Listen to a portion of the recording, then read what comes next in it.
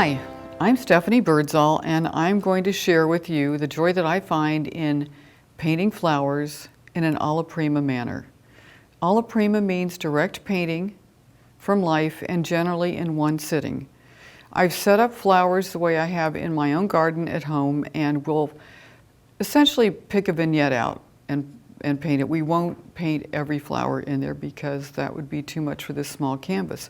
But we'll be selective, we'll be deciding what makes a great pattern, what the flow of it is, and I'll be talking with you about my materials.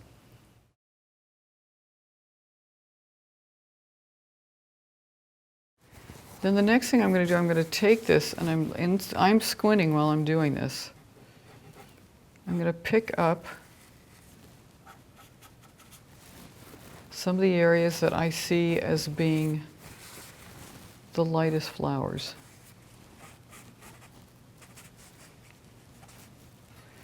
And the reason I want to do this is I don't want to paint all that beautiful yellow over this brown.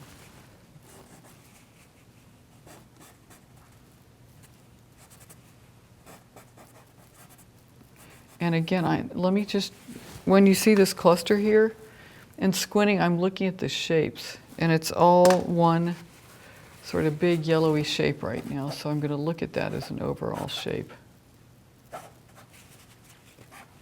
This one is part of that. Grouping things together in simple shapes.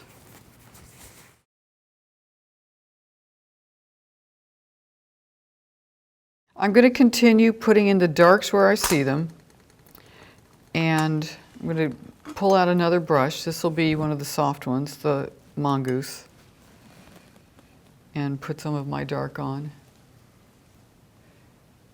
And just come up to some of my edges.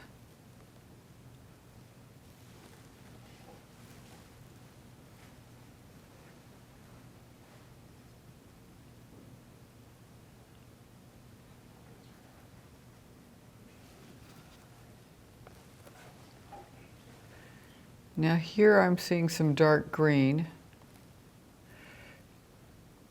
So I'm looking at the shape. I'm not thinking, oh wow, there's a leaf. I'm looking at the shape of what's underneath. Using a little of all of these greens, and I see there's a shape here.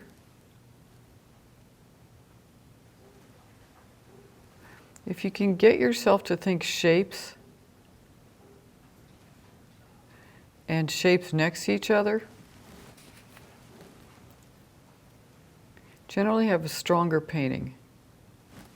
I don't look at this and think, wow, pansies, wow, flower, wow, impatience. I think yellow shape, white shape, purple shape, yellow shape, pink shape, triangle.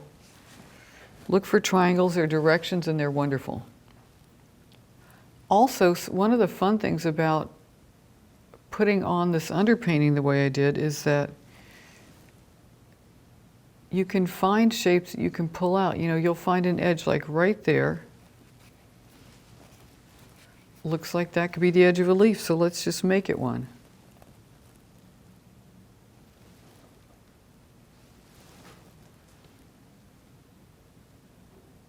Actually, let's make an edge out of that, and let's go a little darker.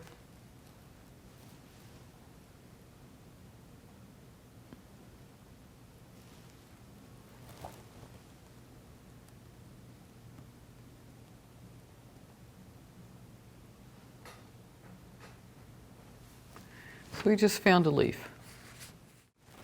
And then I want to find my green brush and drop a little green into the center, which isn't really green, it's just there's dark. Could also use maybe a little terra rosa. In fact, sometimes I'll take the end of my brush and just put a dot in. I don't know if we're going to leave this, but I want to show you how I would do it. Okay.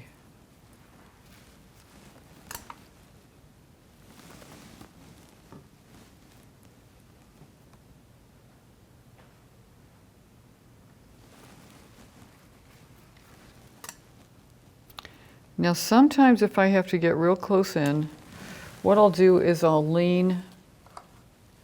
use my bottom arm as a rest, and then I can make a more specific sort of stroke, or go into somewhere that I want to have more control.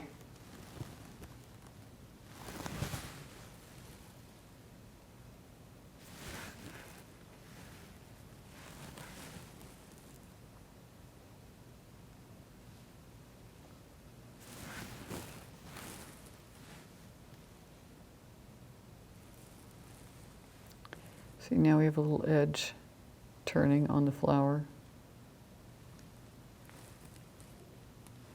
Let's bring this out here.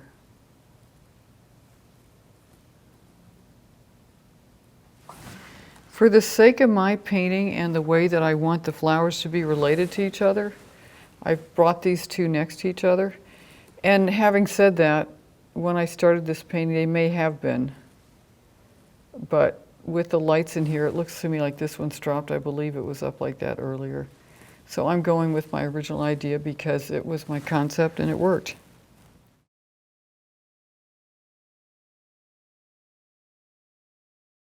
See, one of the things you can do is, if you have a flower that works in a particular area, you can move it. You know, like I want the front of a flower here, but it's actually turning away from me. Well, I want it because I want it in front of that one. So I'm borrowing it.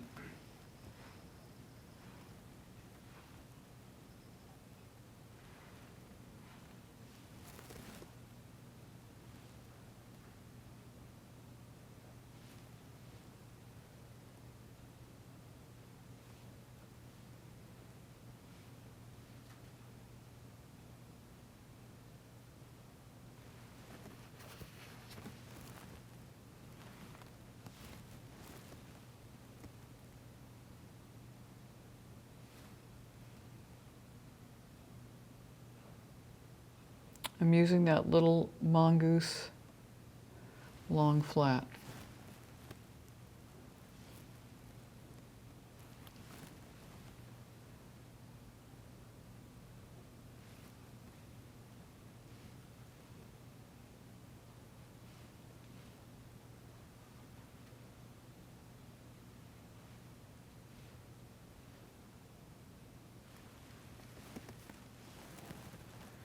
A little green.